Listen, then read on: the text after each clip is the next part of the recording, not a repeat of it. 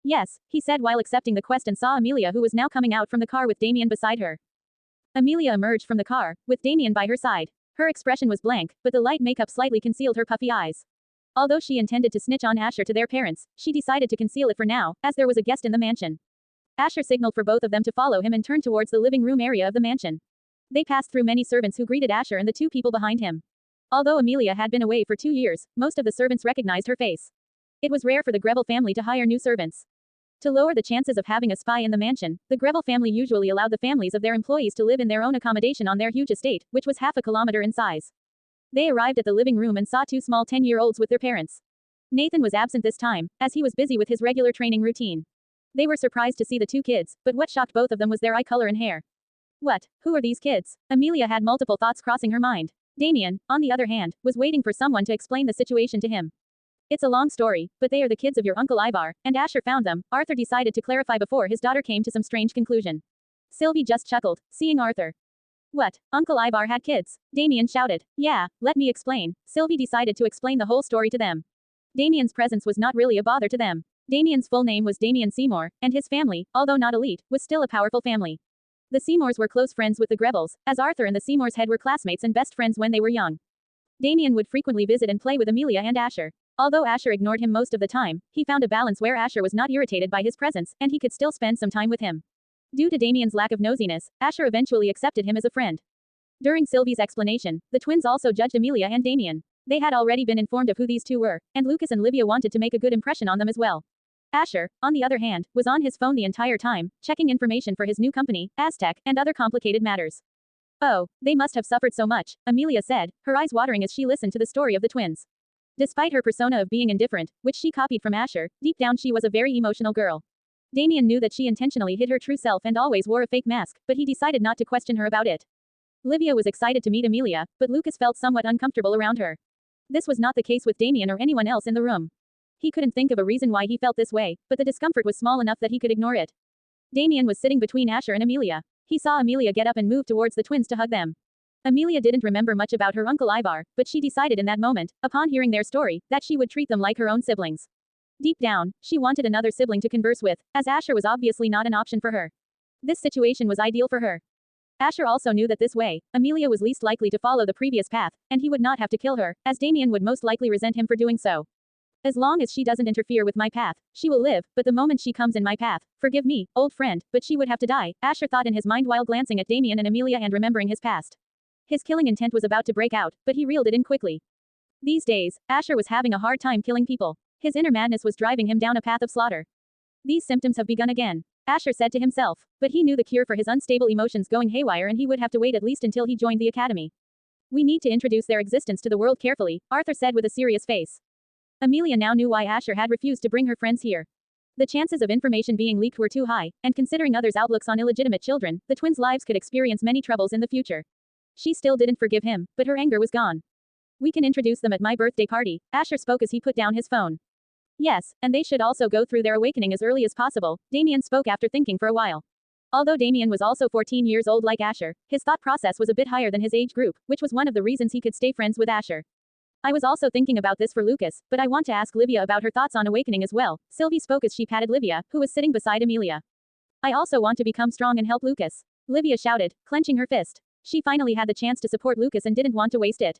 Seeing her determination, Lucas decided not to stop her, as getting stronger would help her avoid troubles as well. But you still need to rest at least for a week and get clearance from the doctor before going through awakening. Okay, Sylvie pinched Livia's nose while telling her. Livia nodded at Sylvie's request. Good girl, Sylvie patted her head.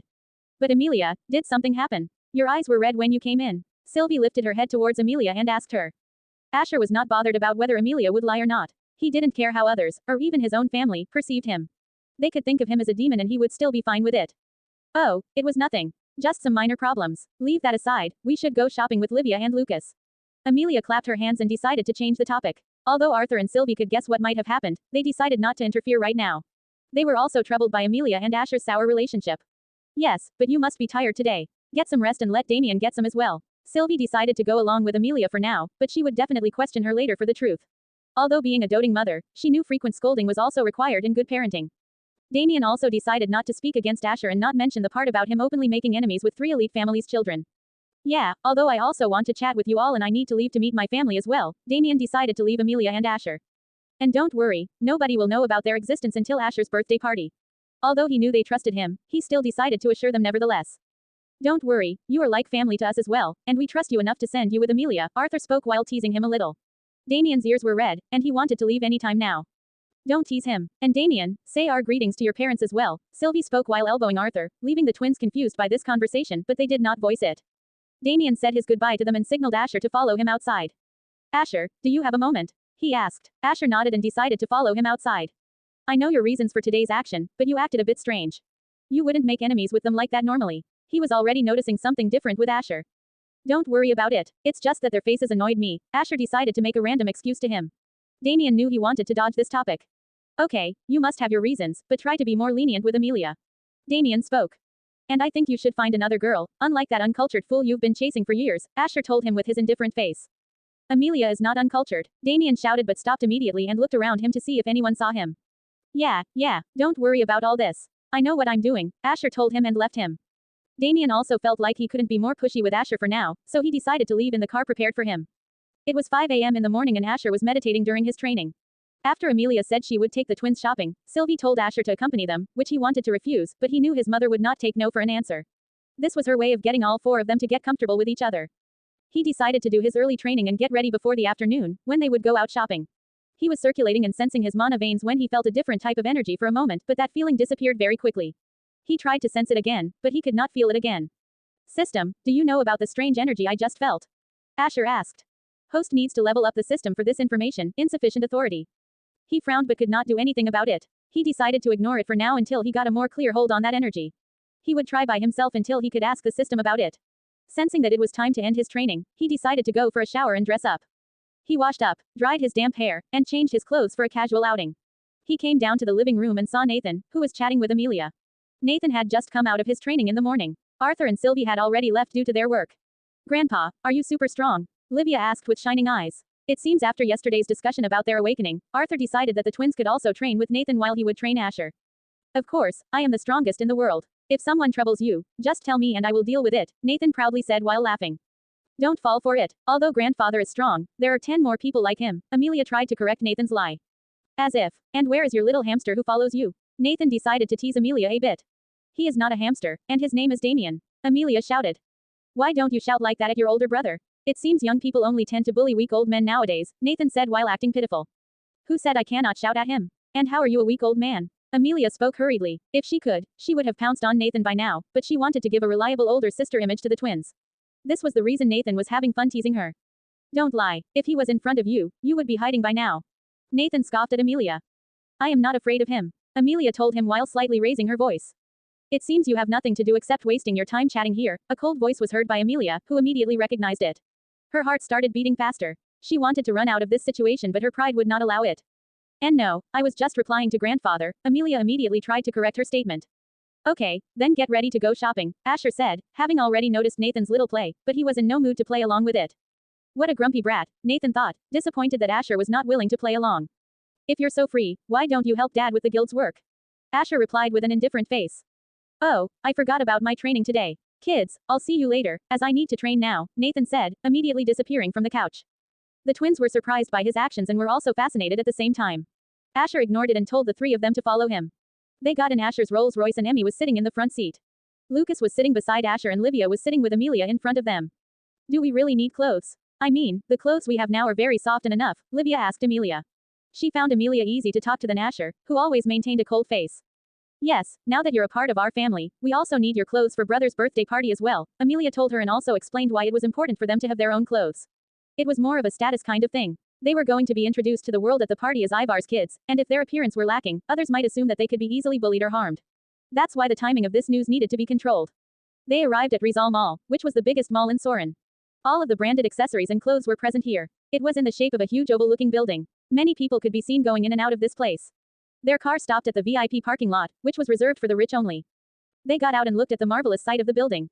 Many stores and brands could be seen. The building consisted of 7 floors. The twins were looking around, seeing many attractions and things. Livia was very excited seeing all these things. Lucas was also looking at many shops. The twins were wearing some black sunglasses to hide their eye color. Even this trip to the mall had some purpose behind it. They could have easily called a designer at their estate, but they needed a little spark before the fire that would be announced at the party. They arrived at the topmost floor, which was reserved for VIPs only. Many rich families could be seen here. Every shop only consisted of their premium and most expensive products. Many people recognized Asher and Amelia as the siblings were famous in Soren, especially Asher. Look, isn't he the famous cold devil of the Greville? Many people started chatting among themselves. It seems the siblings also came for shopping today, one person talked among his group. Wow, he looks so dreamy. Several girls were fanboying over Asher. And even some young boys were admiring the looks of Amelia, but they didn't have the guts to say it. They knew that one slip of tongue and the wrath of the Greville family might fall upon them.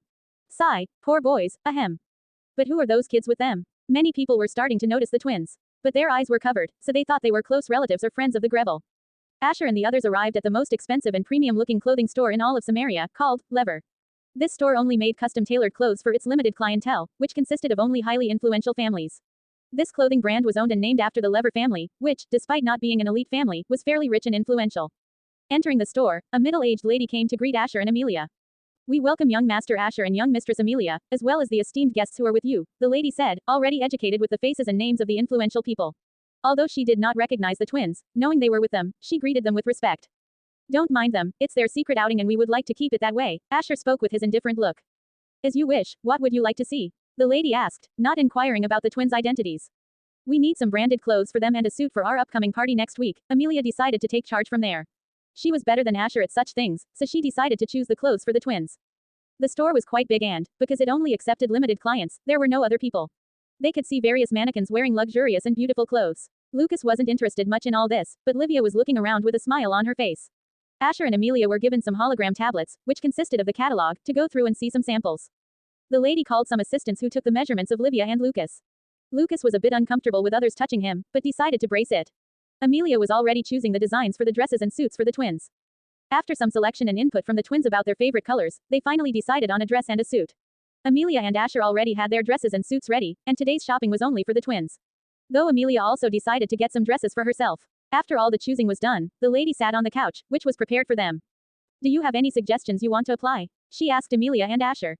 I want you to design a tiara and crown for these two, Asher spoke. And I don't need to remind you, choose the most expensive gems you have at the moment for it, he told her. This was the main reason for coming today. The gems that the Lever family had could be called some of the most beautiful and most expensive ones. Their collection of gems was a source of jealousy for many people. Only the limited customers of the Lever brand could purchase them. Young Master Asher, it would cost you around 2.7 billion AUR, excluding the cost of the making of the crown and the tiara, which would add up to around 3 billion AUR. The lady quickly calculated the cost. The twins were busy trying on some dresses, and if they could hear this amount, they might have fainted on the spot. Don't worry about the cost and get it ready with the dresses for those two, Asher spoke and got up from his seat. Emmy, get all the bills and necessary things done and make sure there is no delay in this, he told Emmy, who immediately went with the lady to get some things done. Amelia went back to try on some dresses. Didn't we buy too much there? Livia asked Amelia as they munched on snacks in the living room of their estate. Oh, it's not much. We might need to do more shopping when winter comes, anyway, Amelia replied. Lucas, who was listening to their conversation, was frightened. He was mentally exhausted from the countless trial runs he had gone through before Amelia decided on his clothing. He wanted to ask for help from Asher, but he saw Asher's indifferent gaze and decided not to. Amelia could never have fun with Asher, so she was super excited for sibling time with the twins. She had already decided to complete her bucket list, which could not be completed with Asher. It seems there were some tough times ahead for Lucas. As for Livia, she was completely fine with Amelia. The three of them kept chatting as Asher was not there. Outside the mansion, Asher could be seen discussing something with Emmy and Stephen, the head butler of the Greville family. Stephen, send invites to the family heads on this list, Asher said, handing him the list of people he wanted invited to the party. His parents had given him the authority to manage the guest list as they did not want someone Asher found annoying at his own birthday party. As you wish, young master, Stephen replied, taking the list and adding it to the original list. Tell Dad and Mom that I want this party to have a separate section for adults and younger people, Asher said. Stephen nodded and went back. Stephen would usually follow Arthur, but due to the party, he was staying in the estate to manage everything. The party was in 4 days, and the invitations were going to be sent out. The announcement of the party had already been made, and every wealthy family was looking forward to receiving an invitation. Even the other elite families who wanted to get in good terms with the Greville family were looking forward to receiving an invitation. But this party was particularly important because it was Asher's 14th birthday, and he was the oldest and most likely heir candidate for the Greville family. His last big celebration was when he turned 5, and this was his 14th birthday. Asher would be busy at the academy when he turned 15, so his family decided to give the party on his 14th birthday. Usually, this party was to announce Asher as the heir of the family, like in his past life. Although he was not an awakened person, his family believed in his capabilities, so they decided to make him the heir, nevertheless. This made Amelia angry because she thought that despite being a lazy person, Asher was more favored than her. Although their parents decided Asher as the heir because he was capable of making mature decisions and had a strong business acumen despite his young age. But as the world only favored the strong, Amelia thought the same. She was a talented person, which was the reason she was joining the World Academy at the same time as Asher. But Arthur knew that Asher was more talented than her. Asher learned his basic sword training just by watching him move. He knew his son was highly talented, but his lack of interest was the reason he was behind Amelia. But Amelia, who was clouded by her emotions at the time, could not acknowledge this fact. This time, however, it was different. Amelia was surprised when she heard that Asher had started his mana training after she arrived. What? Brother decided to awaken himself. She sprang from the couch as this news baffled her. She subconsciously knew of Asher's terrifying talent, which was the reason she wanted a head start from him. Despite knowing about his talents, she never wanted to admit she was less talented than Asher. Seeing this much shocked her. If you tell her about his monstrous feat she might die from the shock, Nathan laughed. What feat? Amelia questioned Arthur. Seeing his daughter, Arthur sighed and decided to tell her the truth. He broke the old man's record for awakening. His time was 5 hours and 12 minutes. Arthur told her everything, thinking he would not mind her knowing the truth. What? Amelia was shocked to her core. Although her own time was around 3 hours 27 minutes, which showcased her great talents. She was already known as one of the top talents of this generation. But because she had gone through awakening herself, she knew what kind of perseverance was needed on top of pure talent. She slumped back on the couch and had a grim expression. As it was early in the morning, the twins were still sleeping, only Arthur, Sylvie, and Nathan were present there. Don't get sad now, you are also talented. Remember when I told you, your hard work will never betray you. Sylvie tried to comfort her daughter. She knew that her reaction would not be good. Learning that a person who neglected hard work, unlike you, will become more powerful just because his talent was unheard of. Yeah, you silly girl. That brat is so lazy he would not even pick up a sword if the world was peaceful. Nathan also tried to cheer her up. Asher was not lazy, he was just uninterested in everything. In his eyes, from the moment he was born, everything seemed more irritating to him for some reason as he grew up. To calm his thoughts down, he became indifferent and cold to everyone as his defense mechanism. Due to his unusually high intelligence from a young age, he understood that he was different from other people. And only by masking his inner self, he could live among his family. Yeah, what if he is more talented? I will work harder than him. And don't I also know that brother was always more talented than me and honestly I expected him to be better than me at awakening. But seeing that he even broke Grandpa's record proves his worth, Amelia was not dumb to not know why her parents decided to tell her about Asher's awakening. She knew that Asher was the best candidate for the heir position of Grevel family. And they continued chatting about Amelia's life at her academy to lighten the atmosphere.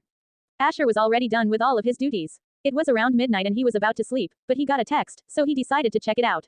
He opened his Pixtagram account and saw his DMs.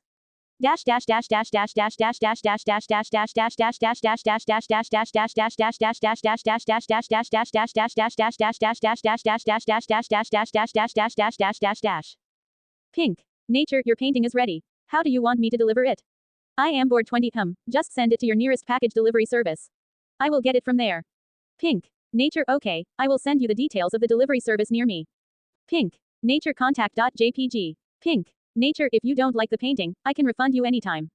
I am bored 20. I am sure I will like it. Pink. Nature, if you like it and want some more paintings drawn, please contact me. Pink. Nature, bye.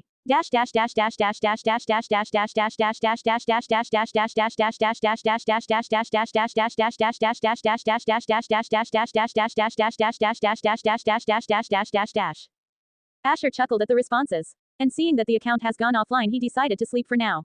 This night his inner mind was a bit calmer than other days.